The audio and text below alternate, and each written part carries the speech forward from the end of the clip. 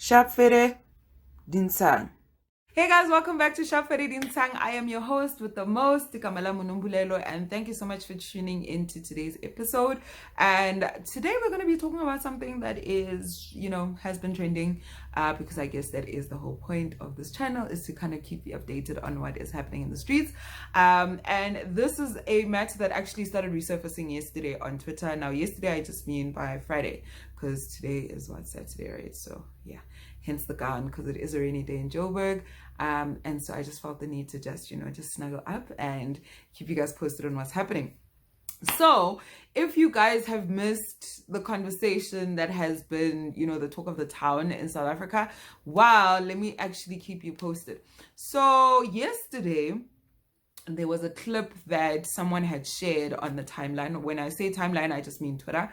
And the clip was of an interview between MacG and Natasha Thahane. So if you don't follow podcast and chill with MacG, then this is the video that I'm basically referring to. So if you go on YouTube and you actually search it, you'll find the interview there.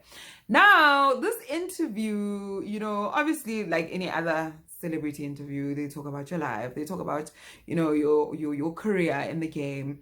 And there came a time where MacG basically asked a question just around, her progression, just in terms of studying, acting, and furthering her studies. And this is what Mugel had to say. And then I needed funding, and then I called Ugcinwa and Russell. They helped me. Gagu Mambalega, she was still the chairperson of parliament then. Yeah. I'm like, Mama, I need to go and study. How much do you need at this time? Yo. It was a lot. I think I spent around about the entire year was $1 million, and like it was Brands. $1 million plus, yeah. It was $1 million plus. Good investment. So, but now there's still good, like there's all these things. It was a lot. And then I told Mama, I'm like, Mama, I need to go back to school. I've been accepted. Now, Ganje, I didn't sign my second year, you're the queen. Yeah. So, there's also something. And then she managed to speak to arts and culture. And then they gave me funding. But I only asked for the first semester because I was scared. Now, for me, I felt some type of way about this because firstly, the issue that I have is just how nonchalant she is. It's just about mentioning the fact that, oh, I called Mambelega Mbete. And I'm like, first of all, the fact that you even have access to this woman who used to be a parliamentary speaker just says a lot on its own. Secondly, I think we also need to acknowledge the fact that, yes, Natasha comes from a privileged background. And privilege, I don't mean you have to be the wealthiest person, but there's certain things that are granted to you because of your network, because of your connections, and because she is the grandchild of Desmond Tutu, that by far already has given her, that additional privilege, apart from any other creative that is out there that would be sourcing for the exact same opportunity. Thirdly, for me, I just felt like there was just a huge discrepancy, especially when we look at how the arts are treated in South Africa. Firstly, we've just got Department of Sports, Arts and Culture that is just not responding to people's, needs creatively, where you have so many students that are trying to enter the art space, that are trying to actually study in, the arts, whatever it may be, and there's no opportunities that are granted to them. And I think what is so shocking and so disappointing is also the fact that these institutions that the state often says, oh no guys, please apply Gupi, please apply at this organization, please apply for this particular bursary or grant. And then you hear such stories where people are so comfortable in disclosing the fact that, oh, actually I just got a mere just cash injection to help me study overseas internationally, and there's no priority for people who actually want to further their studies in the arts in this country. Then we've got a problem altogether. And for me, I'm not even going to blame MacG, because MacG is doing his job as an interviewer, right?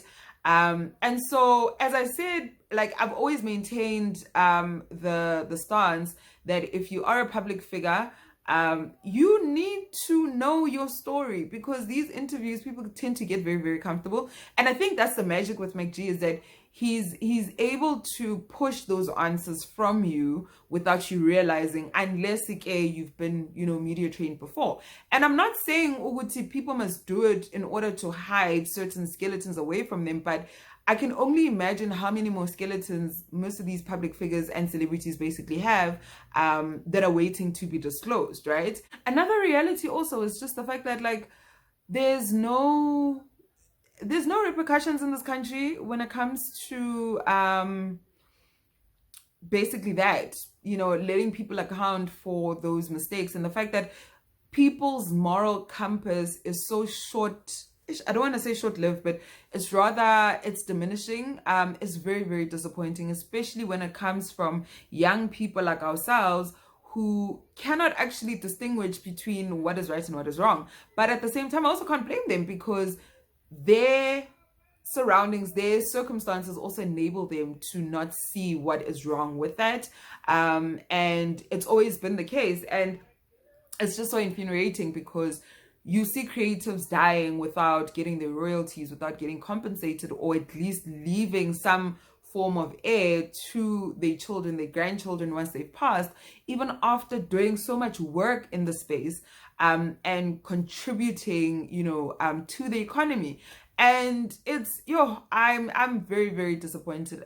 Frankly, I'm very, very disappointed. Call me a hater, but like, if we had to call facts, let that be. And there was a space that I participated in, on Saturday, where the discussion was around this whole Natasha Thahane thing. But over and above that particular element, it was just unpacking, distinguishing the difference between corruption, between nepotism, between social capital, and how that infiltrates within this particular system. And I remember what I said was, when we're busy dissecting and having a conversation, was the fact that unfortunately South Africa is not the best country to look at when it comes to letting people in the spotlight account for their mistakes. An ordinary person is put in the spotlight and they're meant to literally account for everything that they do, and they end up doing that, right? They get jailed or they get fined or whatever the case is. Let it be a public figure. That's a whole story altogether. And it makes me so angry, because I can only imagine how much money has been embezzled from, the state, and not even the state, because it's not really the state's money, but it's rather the country's money that has been, contributed through taxes. And it's just, it's quite disappointing, because when I actually had to think about it, I was like, sure, guys, like, all these Star Wars children and grandchildren and great-grandchildren have gotten away with so much, which is so unacceptable in society as ordinary South Africans, that literally everything that happens with a Star Wars child, it just gets brushed under the carpet. We think about our former, late president's grandson. One of the grandsons was caught up in a rape case. There's a particular, I don't even want to call him a legend, but there's a particular musician in the country who was physically abusive to another musician who he was seeing at the time. And where is he now? The scandal literally was brushed under the rug because it was affiliated to the ruling party. And then second to that, the fact that this guy is still being given tenders alongside his friends and his family members, that for me was just, I'm sorry, I can't with this country. I mean, I say, so it's such things where you think about them and it's like, wow, okay, so if these people are allowed to do that, then I, as a citizen, I can pretty much do the same, right? But we choose not to, because we understand what it's like to basically struggle. From an underprivileged background, or you may not have means to getting into certain institutions because unfortunately you do not qualify within that particular threshold, and you're now part of a missing middle. It's all a bunch of bullshit for me, and it's making me angry. Like, it's really making me angry. So let me know what you guys think about this whole Natasha Thahane thing.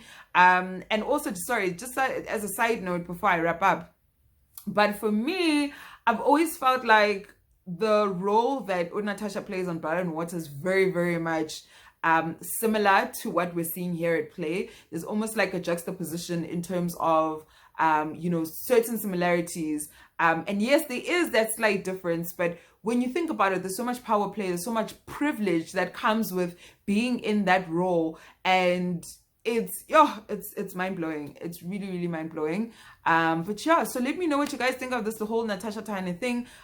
Drop your comments down below. Don't forget to comment, like, share, most importantly subscribe. And yeah, let me know. Let's talk about it and let's engage. So from me and Nombulelo, thank you so much, and thank you so much for tuning into Chef Editing Sang. I will see you guys next time with yet another hot topic.